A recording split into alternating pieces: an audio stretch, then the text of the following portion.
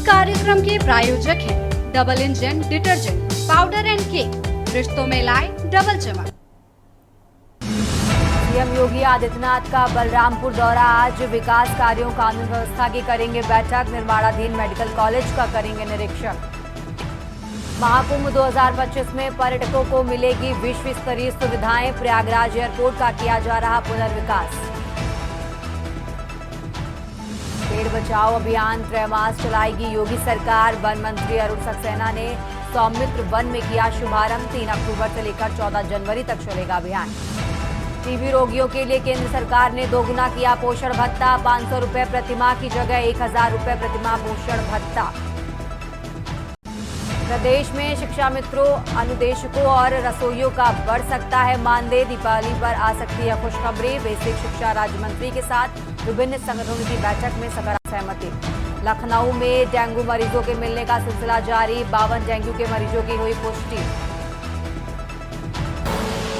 आप देख रहे हैं के न्यूज, खबरों का सारथी। नमस्कार, आप देख रहे हैं खबर उत्तर प्रदेश। मैं हूं आपके साथ तन्वी सक्सेना। रुक करते हैं खबरों का और लखनऊ से बड़ी जानकारी आपको बता रहे हैं, जहां सीएम योगी 2 दिवसीय दौरे पर हैं। लेकिन उससे पहले चलते हैं लखनऊ के बीएसपी कार्यालय, जहां पर आज BSP supremo Mayawati press conference कर रही हैं। क्या कुछ कह रही हैं, सुनिए।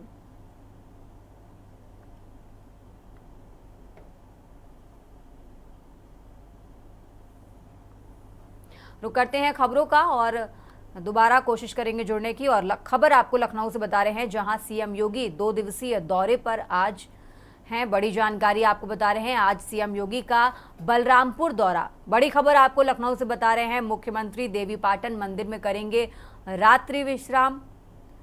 और उसके बाद सीएम के भ्रमण को लेकर तुलसीपुर मंदिर में तैयारियां पूरी कर ली गई हैं। बड़ी जानकारी आपको बता रहे हैं, सीएम योगी का आज बलरामपुर दौरा। मुख्यमंत्री देवीपाटन मंदिर में करेंगे रात्रि प्रवास। सीएम के भ्रमण को लेकर तुलसीपुर मंदिर में तैयारियां पूरी।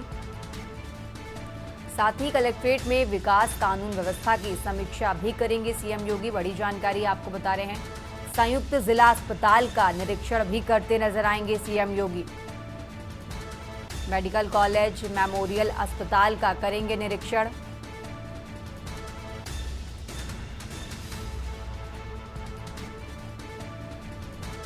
बड़ी जानकारी आपको बता रहे हैं, सीएम योगी 2 दिवसीय दौरे पर हैं। बलरामपुर के 2 दिवसीय दौरे पर सीएम योगी।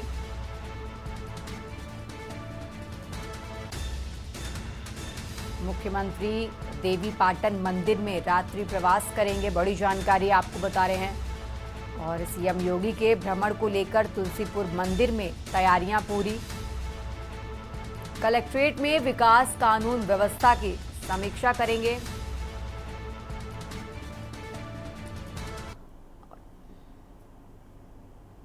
एक बार फिर से आपको लिए चलते हैं राजधानी लखनऊ, जहां बीएसपी सुप्रीमो मायावती बीएसपी कार्यालय में प्रेस कॉन्फ्रेंस कर रही हैं।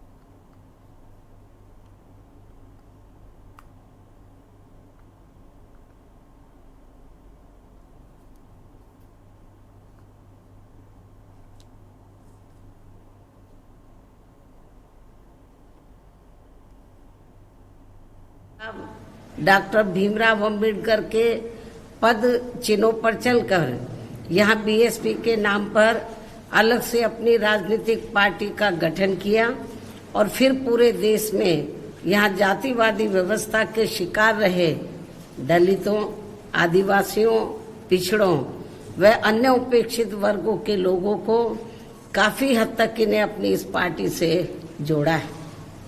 इतना ही नहीं बल्कि इनके अथक प्रयासों से वह अपने इन लोगों के बलबूते पर ही फिर आबादी के हिसाब से देश के सबसे बड़े प्रदेश यूपी में, यहाँ मेरे नेतृत्व में कई बार सरकार भी बनाई है तथा यूपी सहित कई और राज्यों में भी अपनी पार्टी के अनेकों सांसद व विधायक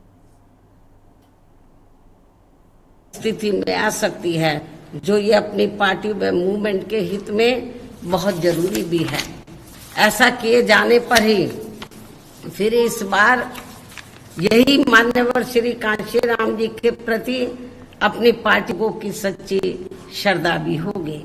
इस उम्मीद व भरोसे के साथ ही अब मैं अपनी बात यहीं समाप्त करूं, लेकिन पहले कल जम्मू कश्मीर व हरियाणा प्रदेश में विधानसभा चुनाव के आए नतीजों में हमारी पार्टी की जो स्थिति रही है, तो उसके बारे में मैं ये कहना चाहूंगी कि हरियाणा कृषि प्रधान प्रदेश है। यहाँ कृषि से जुड़े खासकर जाट समाज के लोग बीजेपी की केंद्र राज्य सरकार की भी किसान विरोधी रही नीतियों व कार्यशैली आदि से कतई भी खुश नहीं रहे हैं और अभी भी खुश नहीं हैं, जिसकी खास वजह से ही बीजेपी को सत्ता में आने से रोकने के लिए इस बार जाट समाज का अधिकांश वोट कांग्रेस पार्टी को ही चला गया, जिससे इनेलो व बीएसपी के बने गठबंधन को भी इस समाज का वोट एक आधी सीट को छोड़कर लगभग ना के बराबर ही मिला है। लेकिन इनकी जातिवादी मानसिकता की वजह से जाट समाज का वोट बीएसपी उम्मीदवारों को तो बिल्कुल भी नहीं मिला है, जबकि बीएसपी का दलित बेस वोट पूरा का पूरा इनेलो के उम्मीदवारों को ट्रांसफर हुआ है। इतना ही नहीं बल्कि श्री चौटाला परिवार से जुड़ा जाट समाज का भी वोट इनमें आपस में फूट होने की वजह से फिर इसका भी ज्यादातर लाभ बीजेपी को ही मिल गया है। वहीं दूसरी तरफ गैर जाट समाज का वोट भी इनकी इस लड़ाई में अधिकांश बीजेपी को ही चला गया, जिससे यहाँ बीजेपी को फिर से अपनी सरकार बनाने का मौका मिल गया है। कहने का तात्पर्य यह है कि इस बार हरियाणा प्रदेश का ये चुनाव जाट व गैर जाट समाज में ही बंटकर रह गया और इन सबसे फिर बीएसपी को काफी नुकसान हुआ है। हालांकि बीएसपी के लोगों ने अपने उम्मीदवारों को जिताने में कोई कसर नहीं छोड़ी है और इस मामले में जम्मू कश्मीर के पार्टी के लोग भी ऊपर वैली में कश्मीर वगैरह वहां तो नहीं पहुंच सके, लेकिन जो नीचे जो जम्मू का एरिया थोड़ा सेफ है, सुरक्षित है, तो वो 25-30 सीटों पर हमारे लोगों ने हमारे लोगों ने बहुत प्रयास किया कि पार्टी की बात आगे बढ़े और हमने कुछ कैंडिडेट भी खड़े किए हैं जम्मू रीजन में और वहां पर हमारे लोगों को वोट पड़ा है। सीट तो नहीं निकाल पाए, कुछ सीटों पर अच्छा खासा वोट मिला है। इन सभी की जितनी भी इन वर्कर ने कोई कसर नहीं छोड़ी है, लेकिन हालात कुछ ऐसे बन गए जैसे हमने इनेलो से हरियाणा में अलायंस किया तो हमें जाट समाज का वोट मिला ही नहीं बीजेपी को हराने के लिए, या बीजेपी को सत्ता में बीजेपी वापस ना आए तो जाट वोट एक तरफा तो वो कांग्रेस को चला गया। तो बीएसपी के कैंडिडेट को केवल दलितों का वोट ही पड़ के रह गया। यदि वो थोड़ा वोट भी हमें 2-3% मिल जाता तो हमारी कुछ सीटें जरूर निकल आती, लेकिन जाट समाज का वोट वो बीजेपी को सत्ता में आने से रोकने के लिए वो कांग्रेस को चला गया। और वैसे भी जैसे उत्तर प्रदेश में जाट समाज की जो मानसिकता है वो काफी हद तक बीएसपी की वजह से बदली है। उनकी जातिवादी सोच काफी उत्तर प्रदेश में जाट समाज की बदली है, लेकिन अभी हरियाणा में नहीं बदली है। तो उनकी जो मानसिकता है दलितों के मामले में तो वो भी अभी पूरे तौर से परिवर्तित नहीं हुई है। और यूपी में हुई है, हमारे एमएलए भी बने हैं और जब मेरी सरकार बनी 2007 में पूर्ण बहुमत की तो वहां पर हमने जाट समाज के कई लोगों को मंत्री आदि भी बनाया है। तो हमें यूपी की तरह अभी इनकी मानसिकता को हरियाणा में बदलना होगा, जो अभी पूरे तौर से नहीं बदली है। तो लेकिन इसके बावजूद भी हमारे लोग मैदान में डटे रहे और उन्होंने प्रयास किया कि अपनी पार्टी के कैंडिडेट जीते, अच्छा वोट पड़े। इसके लिए मैं जम्मू कश्मीर व हरियाणा प्रदेश में जो पार्टी के लोग हैं उनकी मैं बहुत बहुत आभारी हूँ। इसके साथ ही यहाँ ये भी बताना चाहती हूँ, ऐसी ये स्थिति जो अभी आई है खास तौर से हरियाणा में, ऐसी ये स्थिति आगे भी पैदा हो सकती है। इसलिए अभी से ही हमें यह अपनी रणनीति में भी अब हमें थोड़ा बदलाव करना होगा। क्या करेंगे वक्त आने पर आप लोगों को बता दिया जाएगा। इस प्रकार से सब बातों को ध्यान में रखकर अब हमें दिल्ली में यहाँ जल्दी ही होने वाले, महाराष्ट्र में भी होंगे वैसे तो चुनाव, झारखंड में भी होंगे, हम इन तीनों स्थानों पर चुनाव लड़ेगी हमारी पार्टी। तो खासतौर से क्योंकि मैं दिल्ली में प्रेस ले रही हूँ और यहाँ पर मैं आप लोगों के बीच में हूँ, मान्यवर श्री कांशीराम जी को मैं अपने श्रद्धा सुमन अर्पित करने आई हूँ, क्योंकि मान्यवर कांशीराम जी की अस्थियां हैं। उनके आदर सम्मान में यादगार में ये स्थल बना हुआ है। जब मैं दिल्ली में रहती हूँ तो मैं यहाँ जरूर आती हूँ। तो इसलिए जब मैं इधर आई हूँ तो मैंने सोचा मीडिया के लोगों से बहुत दिन से बात भी नहीं हुई है, तो दिल्ली के मीडिया के लोग नाराज ना हो जाए कि बहन जी हमें महत्व नहीं देती है। तो मान्यवर श्री कांशीराम जी की पुण्यतिथि के मौके पर तो मैंने सोचा कि मैं आप लोगों को अपनी बाइट दे दूं इस मौके पर और आप लोगों से मिल भी लूं। इस प्रकार से इन सब बातों को ध्यान में रखकर अब हमें दिल्ली में, खास तौर से मैं दिल्ली की बात कर रही हूँ, हमारी पार्टी महाराष्ट्र में भी चुनाव लड़ेगी असेंबली का, झारखंड में भी लड़ेगी, वहाँ हम लोग जी जान से लगे हुए हैं। दिल्ली देश की राजधानी है, यहाँ पर भी हमारा पूरा प्रयास रहेगा कि हमारी पार्टी बेहतर रिजल्ट लाए। और इस बार तो ऐसा लगता तिकोनी लड़ाई होगी, तो कांग्रेस अलहदा, आम आदमी पार्टी अलहदा, बीजेपी अलहदा, तो इस तिकोनी लड़ाई में हो सकता है कि हमारी पार्टी को कुछ फायदा हो जाए। डायरेक्ट फाइट में हमें नुकसान होता है, जब 3 कोनी 4 कोनी लड़ाई होती है तो उसका हमें लाभ भी मिलता है। तो इस प्रकार से इन सब बातों को ध्यान में रखकर अब हमें दिल्ली में यहाँ जल्दी ही, खासकर दिल्ली में यहाँ जल्दी होने वाले विधानसभा चुनाव में भी काफी सावधान रहना होगा। ये जो भी कुछ हरियाणा में हुआ है या पार्लियामेंट के चुनाव में जिस तरीके से आरक्षण बचाओ, संविधान बचाओ की आड़ में वीक सेक्शन के लोगों को गुमराह किया और उनका वोट काफी हद तक इन्होंने बांट दिया, तो इन सब बातों को ध्यान में रखकर तो दिल्ली के लोगों को भी काफी सावधान रहना होगा। जिसके लिए आज दिल्ली से आए, क्योंकि जब मालूम है मैं इधर आ रही हूँ तो दिल्ली प्रदेश के लोग भी बड़ी तादाद में इधर आ रहे हैं। उनको भी उनसे वो मुझसे बात करेंगे और जिसके लिए आज दिल्ली से आए हुए लोगों को जरूरी दिशा निर्देश भी दिए जाएंगे। इन्हीं जरूरी बातों के साथ ही अब मैं पुनः माननीय श्री कांशीराम जी को अपने श्रद्धा सुमन अर्पित करते हुए अपनी बात यही समाप्त करती हूँ। धन्यवाद। जय भीम व जय भारत। तो बीएसपी संस्थापक कांशीराम की पुण्यतिथि पर मायावती ने प्रेस कॉन्फ्रेंस की और खास तौर पर उन्होंने हरियाणा और जम्मू कश्मीर के नतीजों पर भी खुलकर बातचीत की। यहाँ रुकते हैं एक छोटे से ब्रेक के लिए, जल्द हाजिर होंगे।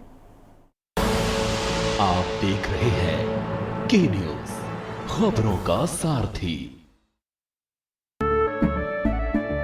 केसरिया से मन जोगी हुआ रे, दिल झूमे देखो मतवारा हुआ रे। केसरिया से मन जोगी हुआ। हर पल मनाओ केसरी त्योहार। विमल, बोलो जुबान केसरी।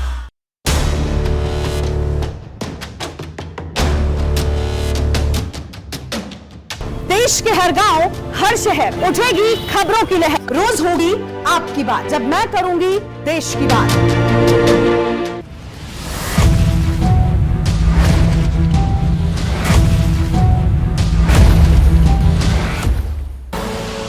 आप देख रहे हैं के न्यूज, खबरों का सारथी। ब्रेक के बाद एक बार फिर से हाजिर है, रुक करते हैं खबरों का। और खबर आपको लखनऊ से बता रहे हैं, जहां प्रदेश में शिक्षा मित्रों का बढ़ सकता है मानदेय। बड़ी जानकारी आपको लखनऊ से बता रहे हैं, अनुदेशकों और रसोइयों का बढ़ सकता है मानदेय। खासतौर पर दीपावली से पहले मानदेय वृद्धि का मिल सकता है तोहफा। बड़ी जानकारी लखनऊ से आपको बता रहे हैं, प्रदेश के 1.40 लाख शिक्षा मित्रों का बढ़ेगा मानदेय। 25,000 अनुदेशकों और रसोइयों का बढ़ सकता है मानदेय। लखनऊ से बड़ी जानकारी आपको बता रहे हैं, दीपावली से पहले मानदेय वृद्धि का तोहफा मिल सकता है।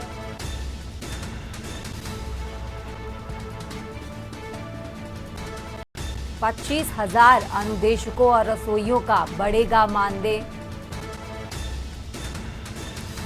बेसिक शिक्षा के साथ विभिन्न संगठनों ने सहमति जताई है और जल्द ही इसका प्रस्ताव सीएम के सामने रखा जाएगा। विधान भवन स्थित मंत्री के कार्यालय में बैठक होगी। बड़ी जानकारी आपको बता रहे हैं, शिक्षा मित्र संगठनों ने मूल विद्यालय वापसी की मांग की। साथ ही मृत शिक्षा मित्रों के परिजनों के समायोजन की भी मांग की गई। इस बैठक में बड़ी जानकारी आपको बता रहे हैं, आंगनबाड़ी में समायोजित करने पर विचार किया जाएगा। अनुदेशकों का मानदेय बढ़ाने और 12 महीने का मानदेय। बड़ी जानकारी आपको लखनऊ से बता रहे हैं।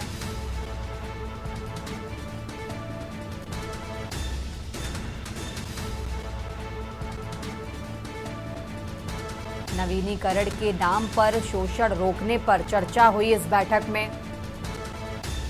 अनुदेशकों के तबादले सीएल सीसीएल पर इस बैठक में चर्चा हुई। बड़ी जानकारी आपको लखनऊ से बता रहे हैं, जहां प्रदेश में शिक्षा मित्रों का बढ़ सकता है मानदेय और अनुदेशकों और रसोइयों का भी बढ़ सकता है मानदेय।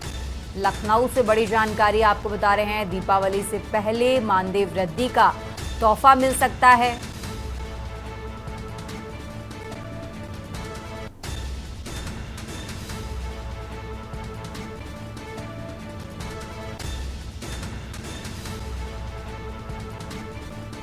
बेसिक शिक्षा के साथ विभिन्न संगठनों ने इसकी सहमति जताई है और जल्द ही ये प्रस्ताव सीएम योगी के सामने रखा जाएगा। आपको बता दें, विधान भवन स्थित मंत्री के कार्यालय में बैठक हुई। इस बैठक में शिक्षा मित्र संगठनों ने मूल विद्यालय वापसी की मांग की। साथ ही मृत शिक्षा मित्रों के परिजनों के समायोजन की भी मांग की। बड़ी जानकारी आपको बता रहे हैं, आंगनबाड़ी में समायोजित करने पर विचार किया जाएगा। इस बैठक से जुड़ी बड़ी जानकारी आपको बता रहे हैं, अनुदेशकों का मानदेय बढ़ाने, 12 माह का मानदेय, आंगनबाड़ी में समायोजित करने पर विचार किया जाएगा।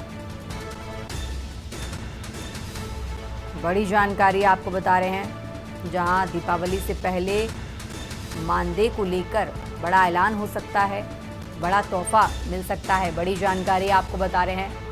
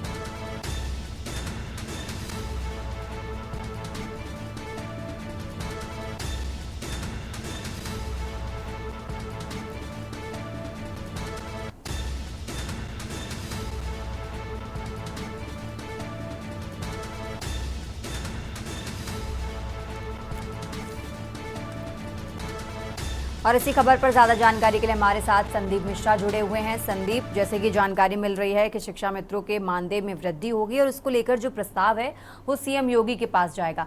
जानकारी ये भी है कि दीपावली तक ये बड़ा तोहफा मिल सकता है, तो क्या माना जाए कब तक ये प्रस्ताव सीएम योगी के पास जाएगा और क्या कुछ बड़ी बातें निकलकर जल्द ही सामने आ सकती हैं? संदीप, इन शिक्षा मित्रों की अगर बात करते हैं तो लगभग 1.40 लाख जो है शिक्षा मित्र है और लगभग 25,000 जो अनुदेशकों और रसोई जो रसोइया है उन वो है। तो इसमें अब मानदेय मिलने की बात कही जा रही है। दीपावली से पहले अगर ये प्रस्ताव जो है वो पहुंच जाएगा शासन स्तर पर तो इसमें जल्द ही इस पे मोहर लगने वाली है, यानी कि अब इन लोगों को जो है एक बार फिर से जो है इनका मानदेय बढ़ाया जा सकता है। इसको लेकर के पूरी तरीके से प्रस्ताव जो है वो तैयार किया गया है और इस प्रस्ताव को आगे रखा जाएगा आगे आने वाली पटल पर। विधान भवन स्थिति की अगर वहाँ के मंत्री कार्यालय की जो वार्ता की बात करें तो लगातार जो वार्ताएं हो रही है वहाँ पर जो एक गठबंधन के साथ में जो चर्चा हो रही है, यानी कि कहीं न कहीं जो कर्मचारी हैं उनके साथ में जो चर्चाएं हो रही है उससे साफ माना जा रहा है कि इस बार जो है इनका मानदेय बढ़ाया जा सकता है, क्योंकि जिस तरीके से लगभग 1.5 लाख के आसपास इनकी जो संख्या है शिक्षा मित्रों की, इनका अगर मानदेय बढ़ता है तो एक बड़ा खुशखबरी होगी दीपावली से पहले इन अनुदेशक शिक्षकों और शिक्षा मित्रों के लिए, क्योंकि जिस तरीके से पूरी पैरवी जो है वो राज्य मंत्री संदीप सिंह खुद करते हुए नजर आ रहे हैं। और कल जब सकारात्मक बैठक हुई है तो उस बैठक में कई महत्वपूर्ण बिंदुओं पर चर्चा भी की गई है।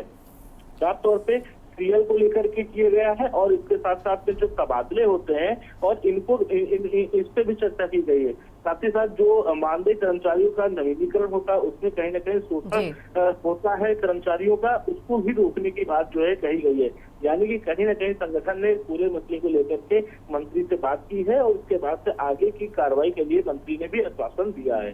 जी बिल्कुल संदीप, बहुत बहुत शुक्रिया आपका तमाम जानकारी हमारे दर्शकों तक पहुंचाने के लिए। और खबर आपको राजधानी लखनऊ से बता रहे हैं, जहां प्रदेश में शिक्षा मित्रों के मानदेय में वृद्धि हो सकती है और माना जा रहा है कि दीपावली से पहले ये बड़ा तोहफा शिक्षा मित्रों को मिल जाएगा। बड़ी जानकारी आपको लखनऊ से बता रहे हैं। अनुदेशकों और रसोइयों का भी मानदेय बढ़ सकता है और दीपावली से पहले मानदेय वृद्धि का तोहफा भी मिल सकता है। बड़ी जानकारी आपको लखनऊ से बता रहे हैं।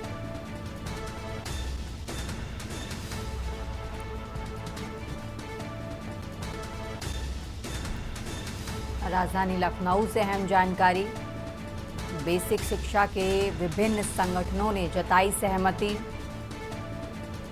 और जल्द ही इसका प्रस्ताव सीएम योगी के सामने रखा जाएगा। आपको बता दें, विधान भवन स्थित मंत्री के कार्यालय में एक बैठक हुई। इस बैठक से जुड़ी भी बड़ी जानकारी आपको बता देते हैं। शिक्षा मित्र संगठनों ने मूल विद्यालय वापसी की मांग की इस बैठक में, साथ ही मृत शिक्षा मित्रों के परिजनों के समायोजन की मांग की।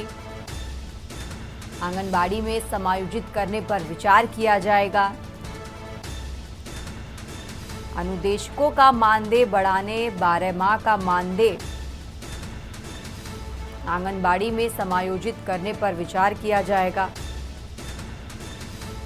बड़ी जानकारी आपको लखनऊ से बता रहे हैं, जहां शिक्षा मित्रों को दीपावली में बड़ा तोहफा मिलने की उम्मीद है।